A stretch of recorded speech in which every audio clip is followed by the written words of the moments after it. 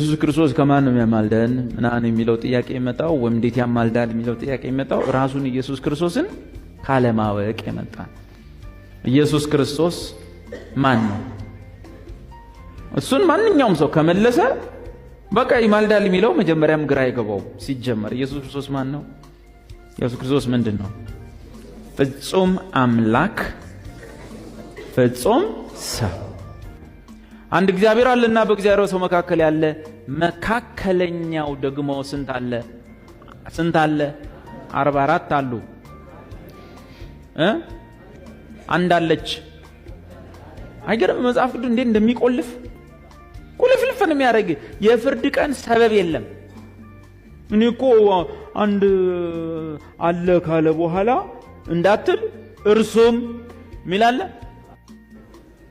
ሰው የሆነ ምን የሆነ እና ሰውነቱን ከካድካ በቃል። እሺ አንደኛ ጢሞቴዎስ 2:5 ለምጽፈው ሰው በሰውና በእግዚአብሔር መካከል ያለው መካከለኛ ስንት አለ? አንድ አለ፣ እርሱም ሰው የሆነ ክርስቶስ ኢየሱስ ለዘላለም የሚኖር ስለሆነ ክርስቶስ ማለት ለዘላለም የሚኖር ስለሆነ። ለምን አባ ከሌለ ለዘላለም አይኖሩም፣ መምሬ ከሌለ ለዘላለም አይኖሩም፣ ንስሐ አባቶች ሁሉ ለዘላለም አይኖሩም። እና እርሱ ግን በሰውነት ማለት ነው ለዘላለም የሚኖር ስለሆነ የማይለወጥ ክህነት አለው።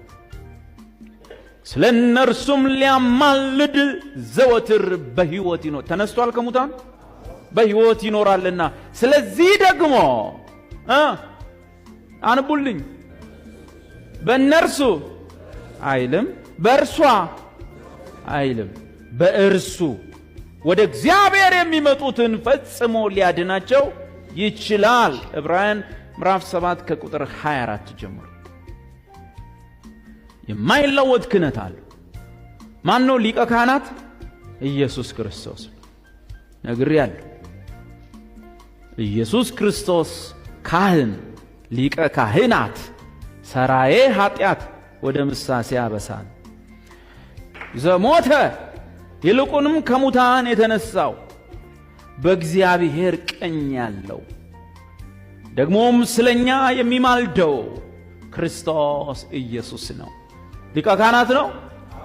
የኢየሱስ ደም ዛሬም ትኩስ ነው፣ ዛሬም ትኩስ ነው፣ አማላጅ ነው።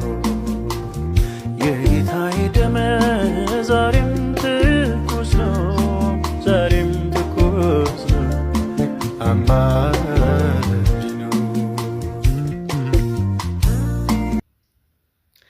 ኢየሱስ ክርስቶስ አማላጅ ነው። ሻሎም